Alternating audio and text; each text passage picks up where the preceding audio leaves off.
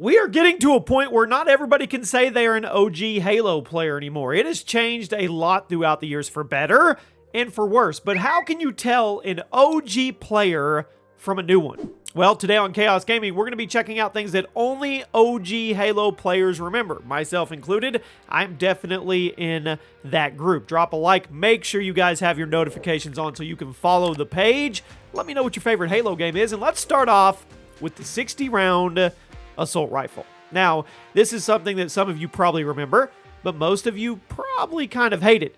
The original assault rifle in Combat Evolved was a lot different from the assault rifle you've probably used. The CE assault rifle had a much faster fire rate, and it had really bad accuracy and a whopping 60-round mag. Then, we started with Halo 2, it was heavily tweaked. They brought the mag down to 32 rounds, they tightened the accuracy, they increased the damage, and they toned down the fire rate. The Halo 1 assault rifle was honestly more of an SMG than a rifle due to the terrible accuracy and the low damage. So the rifle you know and love now is actually a result of a change. Next up, super bounces. Now, super bouncing was a glitch possible in Halo 2. It ended up becoming a pretty big part of the game, if you ask me. Due to the rush development of Halo 2, a few things like this slipped through the cracks. The super bounce was possible by crouching in certain areas of the map, and then some people even figured out how to trigger the super bounce with another character model, which would allow them to do this practically anywhere. There was even a variant of the super bounce called the monster bounce, although this was much harder to do. The result of the super bounce was you flying extremely high over the battlefield, and it would allow you to do some pretty awesome stuff. It was patched out in later versions of Halo 2, and it's impossible to do in later Halo games, but in the original Xbox version of Halo 2, you could super bounce to your heart's content. If you were the person in your friends group who knew how to do it, you were a superstar. Next up is the Hit Scan BR. Now, a lot of people forget that this was a thing back in Halo 2, but the battle rifle was actually a hit scan weapon, which made it absolutely dominate the multiplayer. For those that are new to multiplayer shooters, a hit scan weapon means when you pull the trigger, the bullets will instantly go to their target, whereas a projectile weapon means the bullets have travel time and velocity and all that good stuff.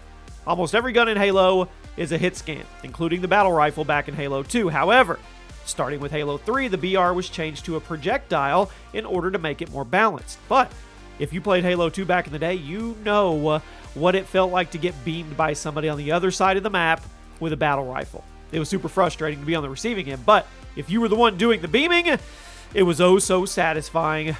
Next up is the BXR. Yep. Button combos used to be a major part of the Halo metagame, and few were as infamous as the BXR. This combo was also known as the melee fire, and this was possible in Halo 2 and Halo 3. By hitting B, X, and R very quickly while using the battle rifle, you could melee somebody with the B button, and then cancel the melee animation with the X button, and then fire your rifle with the R button.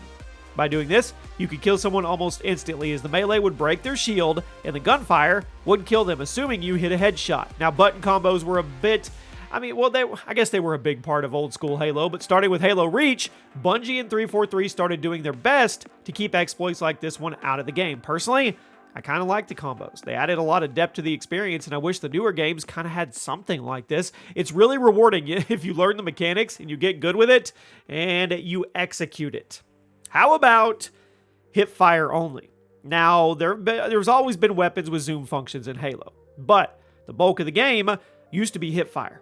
Back in my day, only a handful of guns could actually be fired while zooming. If you took any damage while zoomed, you would be kicked out of the zoom altogether. 90% of Halo combat used to be Hipfire only, which made it a lot more about positioning and movement, as you wanted to close the gap between you and your enemy so your Hipfire would be more effective. Starting with Reach, zoom weapons started getting more and more prominent. In Halo 5, every gun could aim down sights, practically erasing old school Hipfire Halo combat. It looks like Halo Infinite may be going back to the old style of Halo combat, so fingers crossed that they follow through with this if you're a fan of hipfiring. At number 5, a person. Sgt Johnson, one of my favorite video game characters of all time. Johnson was one of the main characters in the original Halo trilogy, and he has some of the best lines in the entire franchise. He was a hard-headed sergeant who was willing to do anything to take down the enemy, even if it meant teaming up with the Covenant to kill the Prophets. Johnson's death is one of the biggest gut punches in Halo franchise history, and he's definitely one of my favorite characters in the series. I mean, Halo has a lot of great characters, but few had Johnson's energy, and 343 Industries is yet to make a character even close to his level of greatness if you ask me. Now, what about Silent Chief? Once 343 took over the Halo franchise, they made some pretty dramatic changes to Master Chief. Throughout the first 3 Halo games, Chief only has a handful of lines. Bungie did this on purpose. They wanted the player to be able to put themselves in Chief's shoes, and obviously that's a lot easier to do when he's not talking. But once 343 took over, they started writing a lot more dialogue for Chief in order to make him feel more like a specific character as opposed to just being the player's vessel. Now, you can argue all you want to on whose version of Chief was better, Bungie or 343, let me know in the comment section, but there's no denying that Bungie Chief is very different from 343 Chief. And if you're an OG Halo player like me, you probably missed the old Chief just a little bit. Here's something else you probably missed. We talked about this the other day on a video. The CE Magnum. One of the most overpowered weapons in gaming history, not just Halo. The Magnum in Combat Evolved was broken.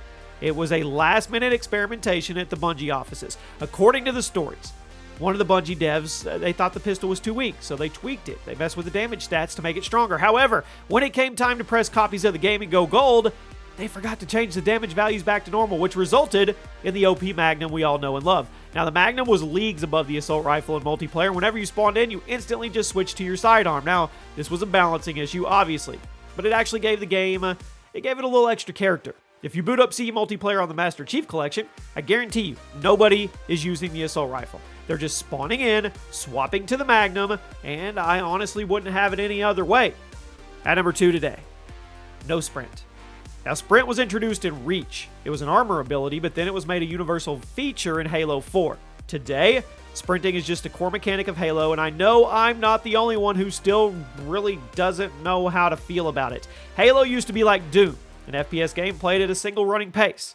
The universal speed of all the characters made the game a lot more about positioning and pure gun skill rather than running around and escaping fights. So if Doom 2016 and Doom Eternal have taught us anything, it's you don't need to sprint to make your shooter feel fast and engaging. You don't.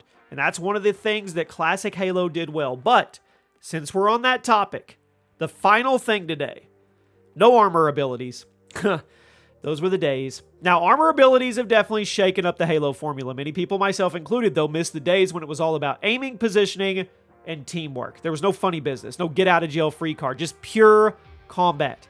Halo got popular because it was unique, yet simple. And when it started losing its dominance in the FPS market, it started trying to be like everything else. Hence the jetpacks, ground pounds, combat rolls, sentry turrets. You guys get the drill. Now, changing the formula may have brought in new people. I don't know. But it left existing fans in this weird spot because we really wanted to like the new Halo, but you just couldn't. Armor abilities change Halo forever. There's no going back after this. And I know a lot of people really love the more complicated style of modern Halo, but I know the OGs are out there like me and wish we could go back to much simpler times, a simpler style of the first 3 games. No armor abilities, no sprinting, just pure gunfights and map knowledge. And there you have it. Those are 10 things that only OG Halo players will remember. Do you remember these? I'll see you soon.